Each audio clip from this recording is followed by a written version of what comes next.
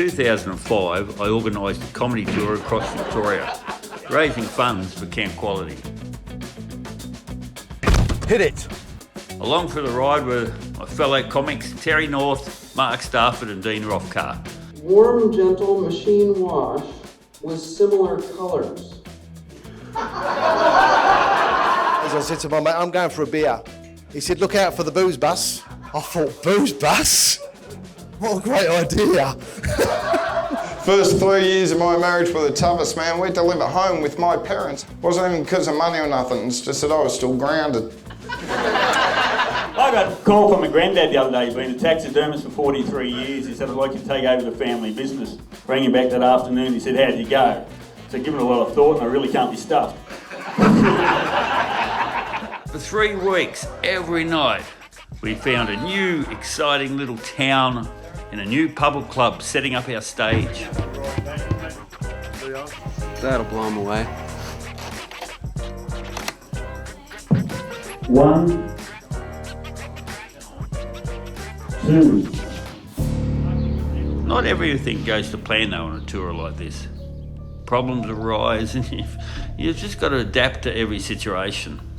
One day in particular, we arrived at Dimboola, and it's fair to say a massive spanner was thrown in the works when the publican forgot that we were coming.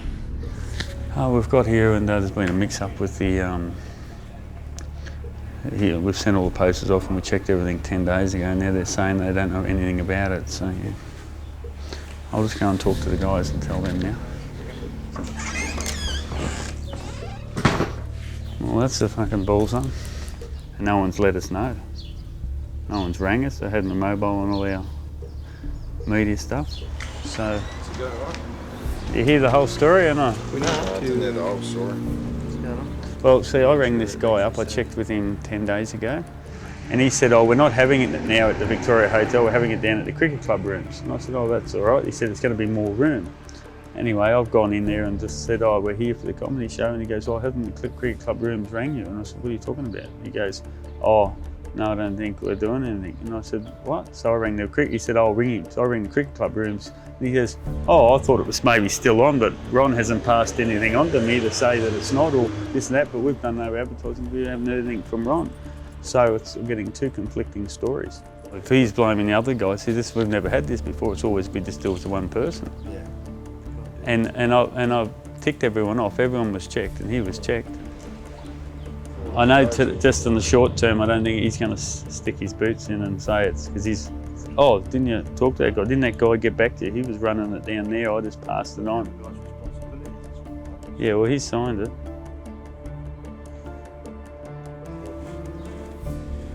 Well, can you just turn that off a sec? I don't know how far it is.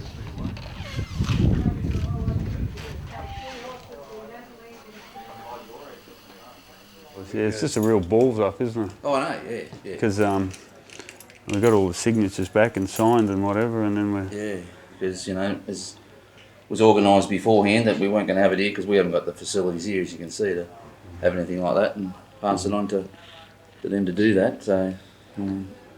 Have you got his contact details then? Yeah. Yeah. Well, he lives just up the road here, but he's at work at the moment.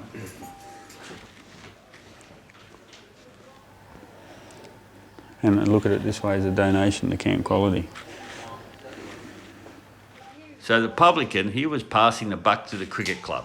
And the cricket club, they were passing the buck back. So I thought, stuff this. I hopped in the car, got on the phone and started ringing around. And before we knew it, I had a gig at Nhill. Yeah, Peter, yeah, my name's Mark, mate. I was just wondering, do you ever have any entertainment at your hotel? This is a weird call you're getting here at the moment. We were been on a 3-week tour doing a stand-up comedy tour, just raising money for Camp Quality. It'd be the best night you've seen in years, I'm telling you that much. We've got an Englishman, American and 2 Aussies. Yeah. That sounds excellent, mate. I'll probably ring you back in 5 minutes. We've just got to sort out what's going on here. Okay, see you, mate. Bye. Well, he's very interested. He'd love to have it tonight. He said he'll give us free drinks and meals. He's got 40 people in for schnitzel night on Thursday, and if we can get there early enough, we can actually hold them there. A lot of them eat by 6:30, so if we can go there and do an earlier show. it could be great. All right, thank you. Turns out the publican at this hotel, he was awesome. Most spontaneous thing, you know. Yeah. We had a band coming in one night and they were on their way somewhere, and I said, "Do you want to set up?" And they set up and played till all hours. So, so it was good. So yeah, we're prepared to go outside the triangle. We found a great spot in the corner. We set up our stage, unpacked our trailer, set up posters around town. Some of them are probably still there now. Thank you. We even sold the show to the locals at the supermarket. You better come along. Yeah, As they say, the word of mouth is the best strategy. This guy over here, he's going tonight after I talk to him. We've got a stand-up comedy night tonight. Best comics just at the Union Hotel at 8 o'clock. really. So what you got to do, you got to do the hard sell. And we had a great show. And we raised a few more dollars for Camp Quality. But this show was about community spirit, coming together and having a laugh. You can still get that in the country. I couldn't tell you what Pete the Publican is doing now, but I'll never forget how he came to our rescue. He was a true country legend. Well, I'll see if I can get somebody to run some of these off somewhere with some colour. We better make hay while the sun shines, better, eh?